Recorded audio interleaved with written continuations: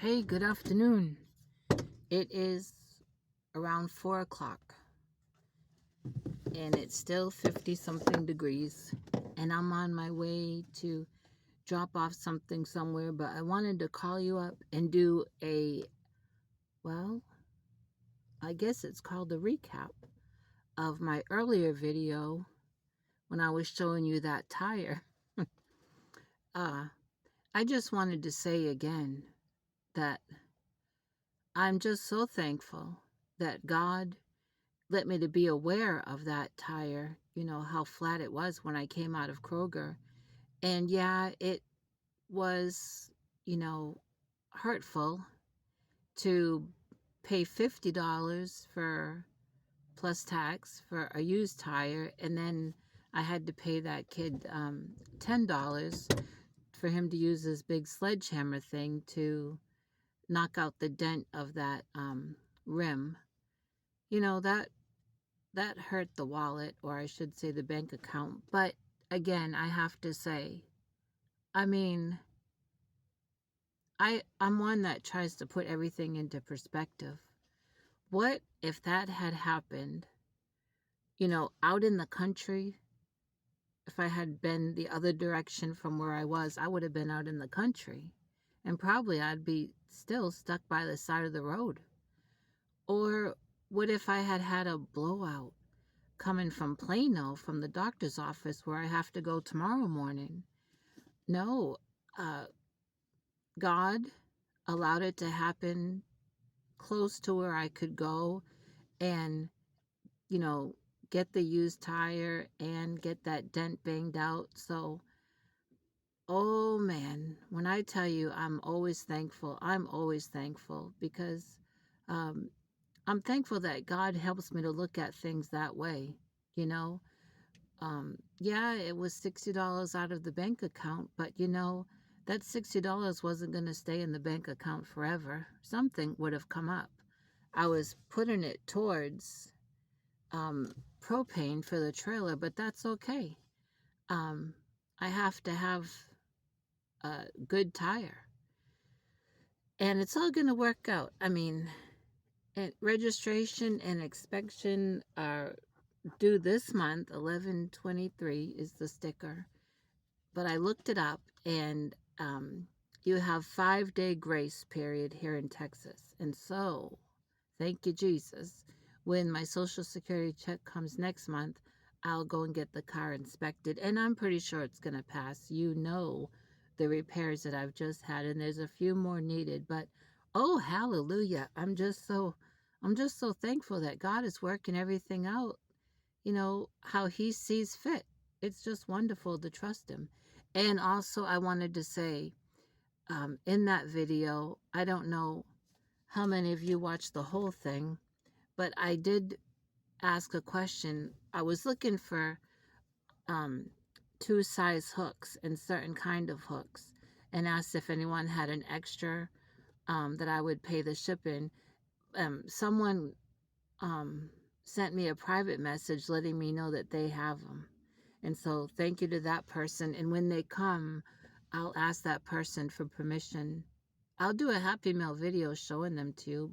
I mean, they're crochet hooks. You all have crochet hooks. But I want to thank that person, and that'll be great. I have such a hard time today explaining myself because I got a lot of that brain fog.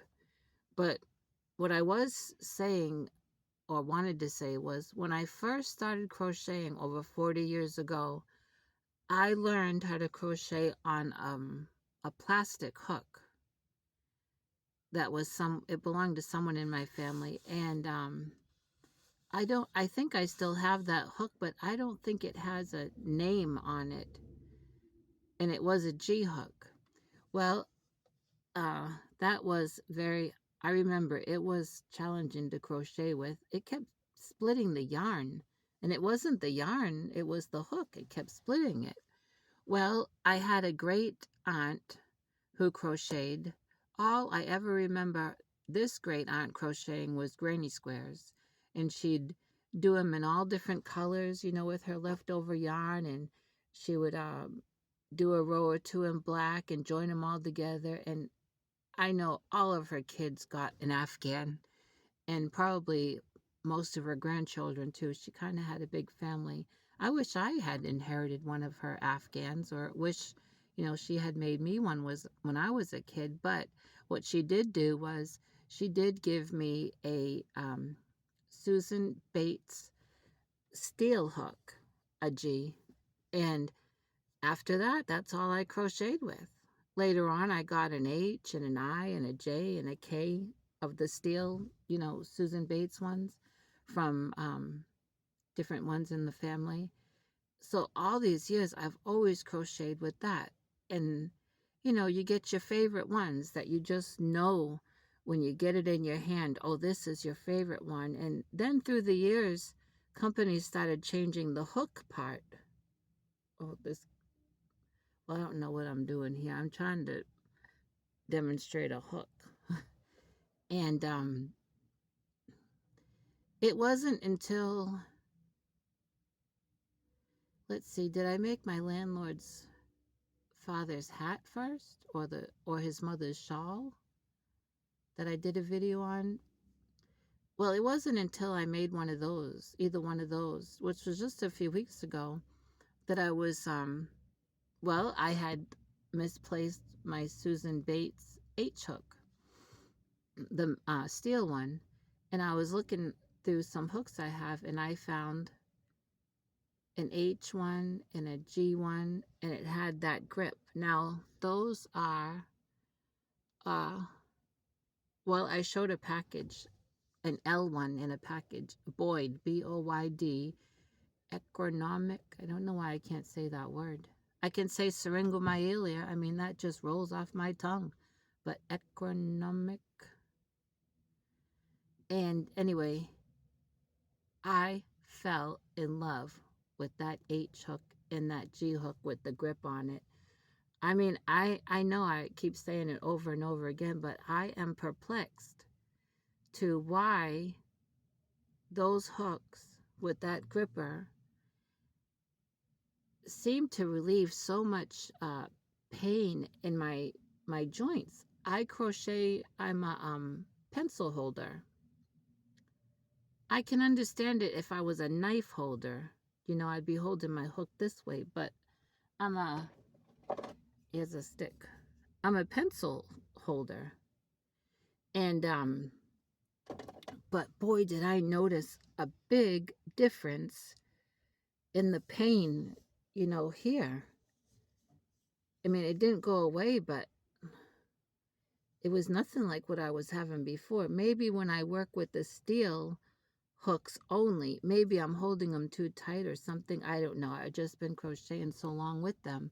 But now I'm in love with these. And I found I had an L, well, two L's. One I had already used before for a project, but I just didn't remember it easing the pain as much. But then I was looking again, and that L hook that I showed you in the package and the one I have opened, boy, that gripper part is really thick. So that must be made from a different company than the G and the H that I've been using that I misplaced. I have the F hook with the gripper that Jeannie had included in a winning I had won from her a while back, and that F must be the same company that made this G and the H, because this L, the gripper short is thick.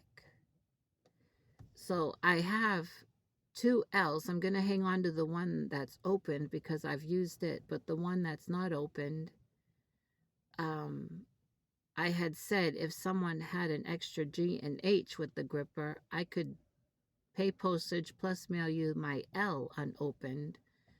But this person that replied says that they didn't need it. Maybe I'll just hang on to it for a giveaway down the road. I go tomorrow morning to Plano to my rheumatologist. I had the MRIs on both these hands, and they've both showed the same thing, that there's bone erosion in my fingers. That includes the thumb. And so I'm supposed to meet with the rheumatologist to um, have her break down the results of the MRIs more, because I only got the email about it, but face to face, she's able to break it down and maybe bring them up on her laptop and point out things. And we're supposed to talk about that is tomorrow morning. So thank you, Jesus, for letting me find that nail in the tire today, because I'll tell you, what if I had got up in the morning and my tire was flat as a pancake? I wouldn't be able to go to my appointment. So all things always work out together for the good to them who believe and are called according to his purpose, not our purpose, his purpose. That's the Bible. Um, then let's see. Wednesday probably will be laundry. Friday, I go way over to the other side of Plano to the cardiologist. So this week is 2 appointments out of the way, but that's the way it is. Let's see. Oh, last week I made a what would that be?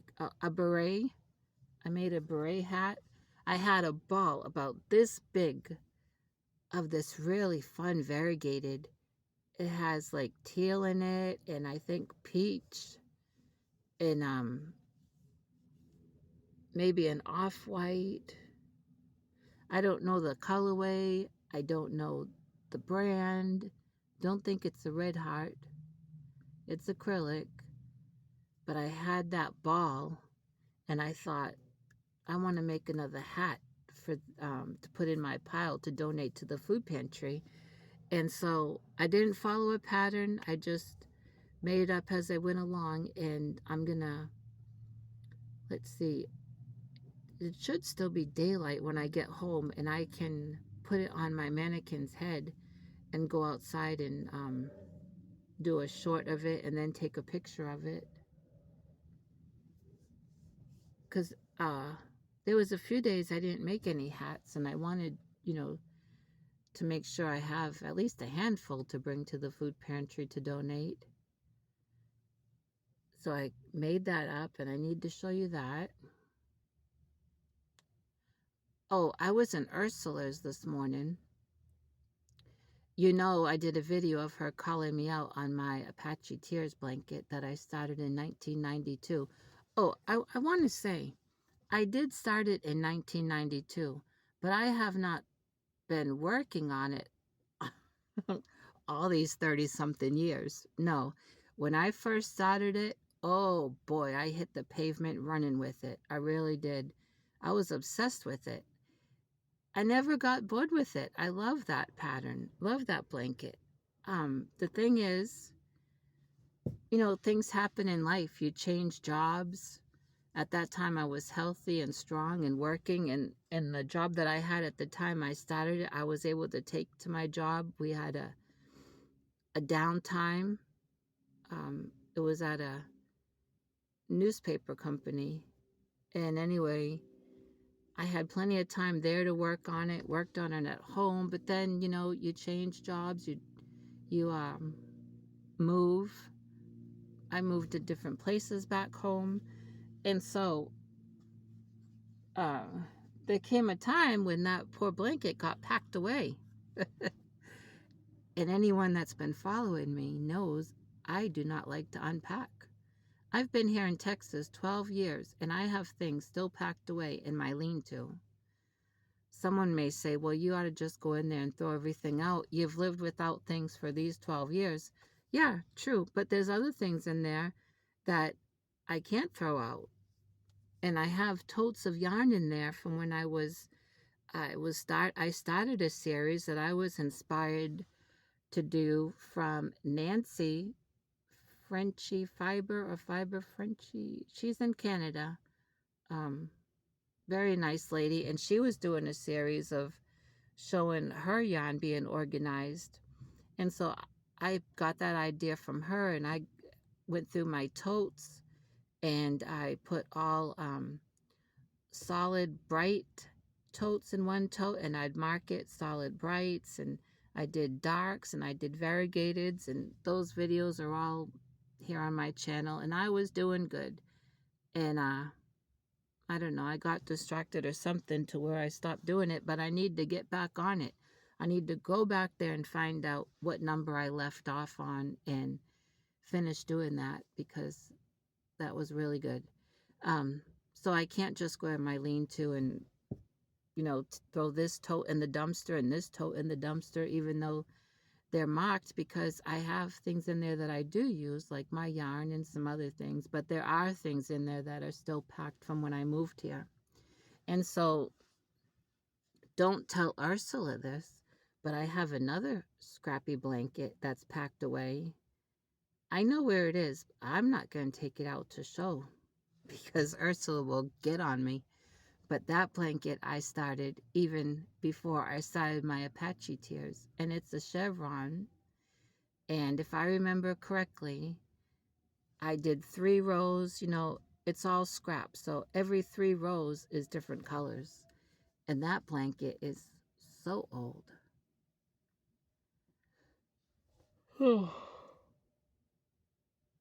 But anyway, what I was saying was I was in Ursula's this morning, and she has challenged me to finish my Apache Tears blanket by the end of 2024.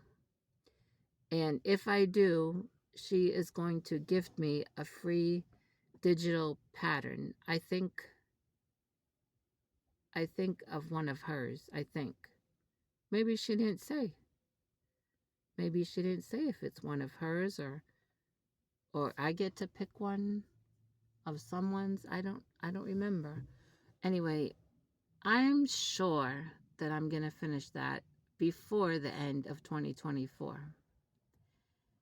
Number one, because I have a lot of balls of scrap yarn in a bag, and that's what I've been using all these years on that blanket.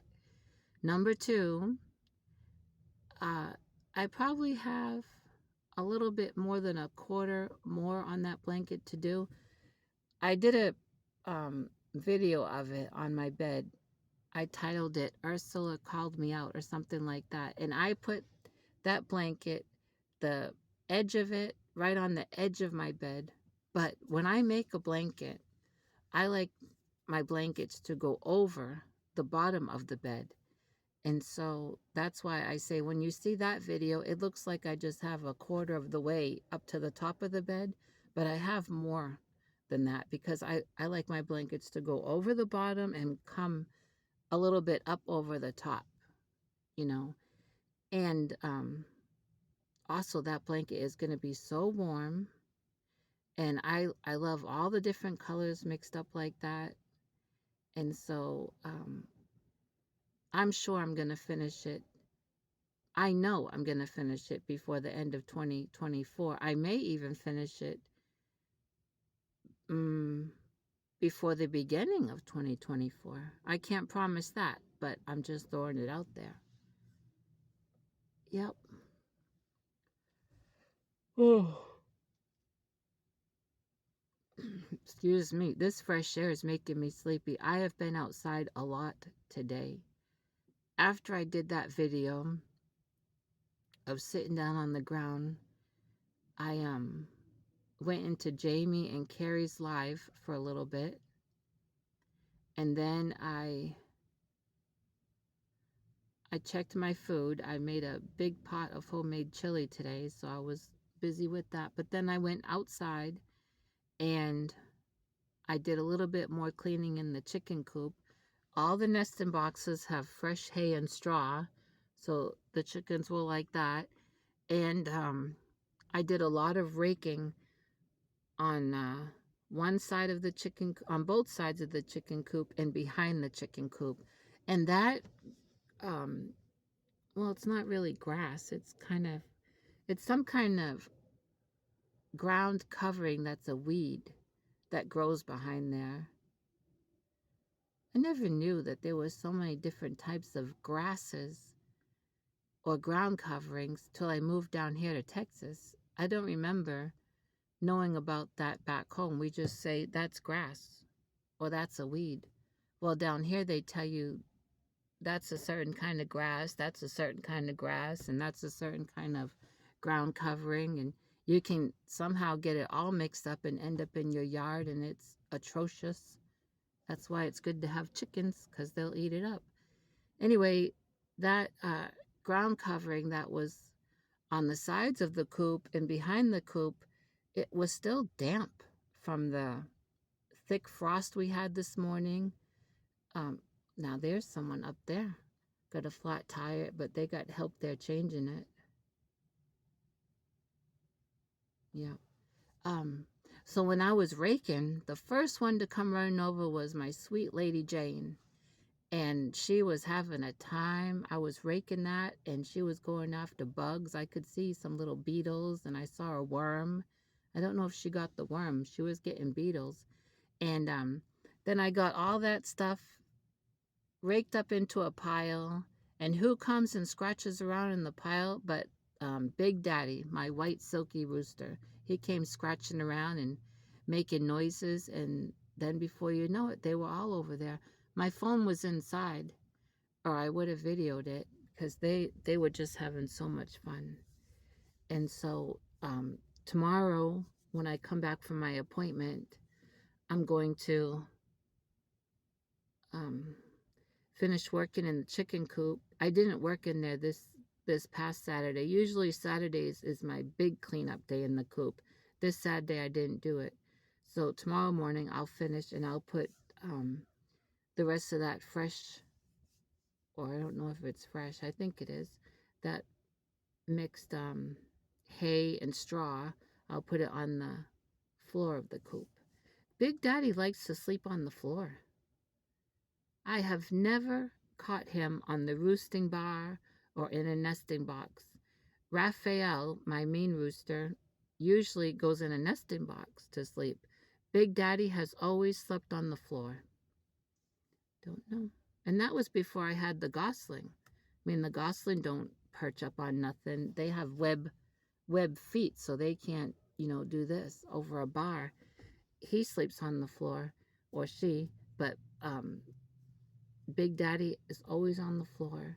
And now with us getting colder nights, I want them to be comfortable, so I'll put in the fresh straw and fresh hay tomorrow. They have on the floor right now bunch of feathers because they're molting, and they have some older straw, and they have leaves. That's something I've not seen this year, is those Home Depot or Lowe's leaf bags by people's driveways. It used to be, even last year, I would see those. My first year when I got chickens, I would go by people's driveways and they'd have those leaf bags out, the paper ones, and I'd get them. They didn't mind. They were out there for the garbage. And I would dump them in the chicken yard, a big pile, and those chickens, oh, they had so much fun. And I'd dump them in the chicken coop on the floor. Sometimes it was pretty thick, covering. You get a few of those big bags. But one time I got a bag and dumped it in the chicken yard. And oh, yeah, it had leaves. It had leaves at the top, and the rest was cans and bottles and those styrofoam trays that your meat comes in. And I had to pick up all that garbage and throw the garbage out. And that's when I said, I'm just not going to be able to go pick up these bags no more because I don't know what people are putting in them.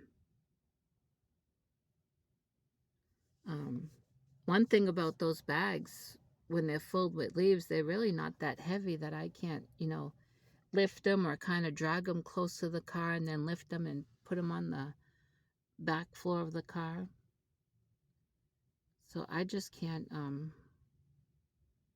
I can't take a chance that someone is going to mix their trash in with the leaves.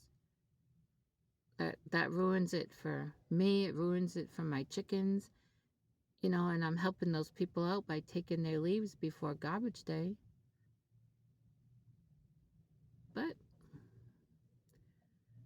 I can always go down there. Now here is, let's see,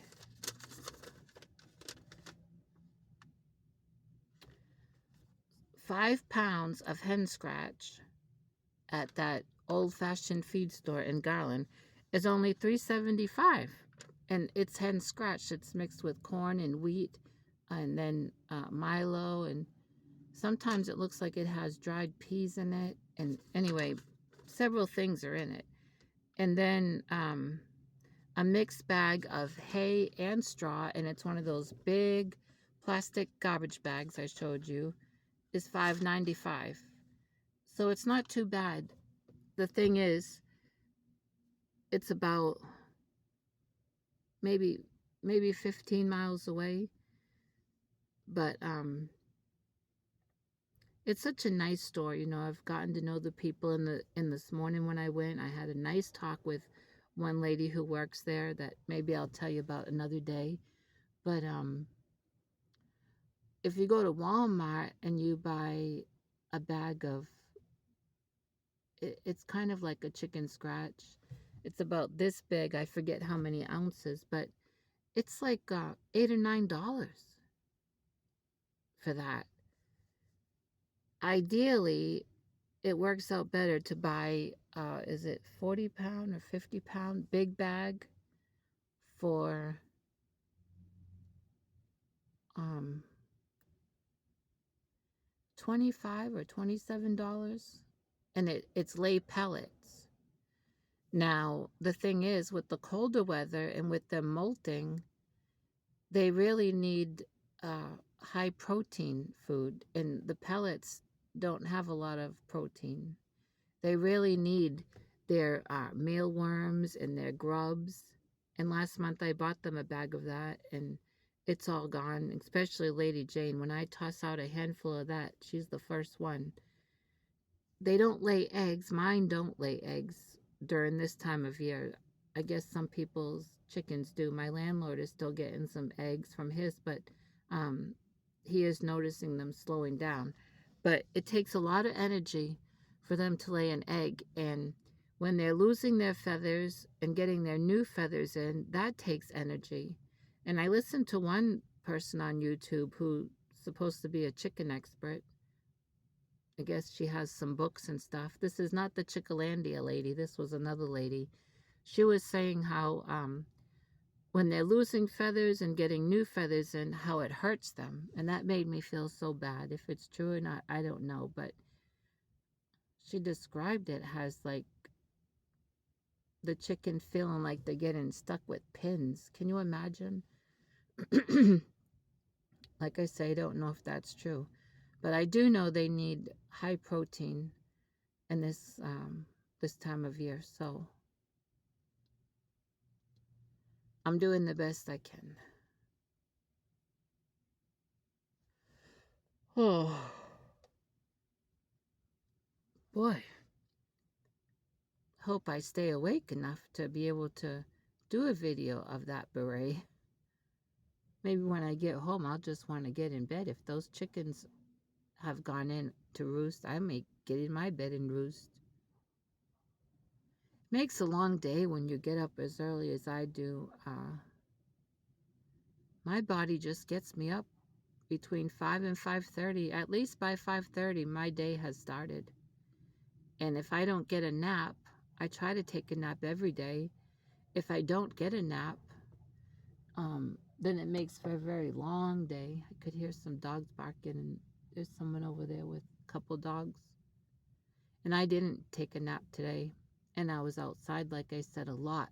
And that fresh air has made me tired. But I'm going to let you go.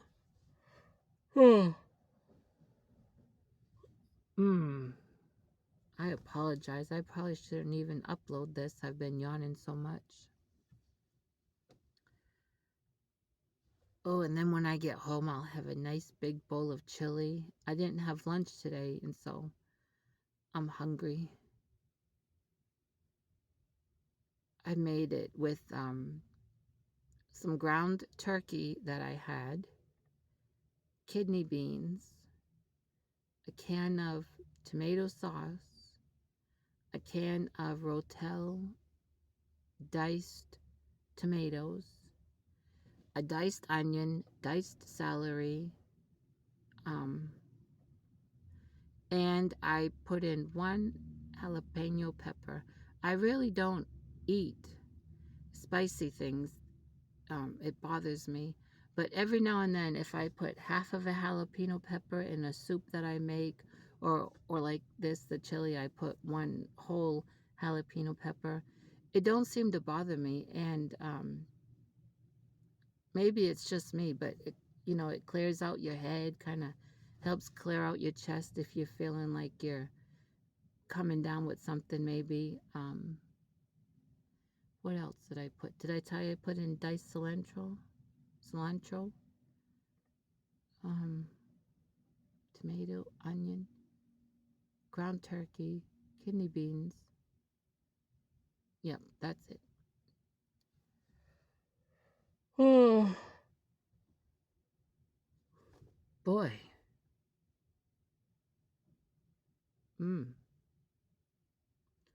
So I'm gonna let you go. I'm gonna drop something off somewhere and then head home. Okay, I'll talk to everyone later.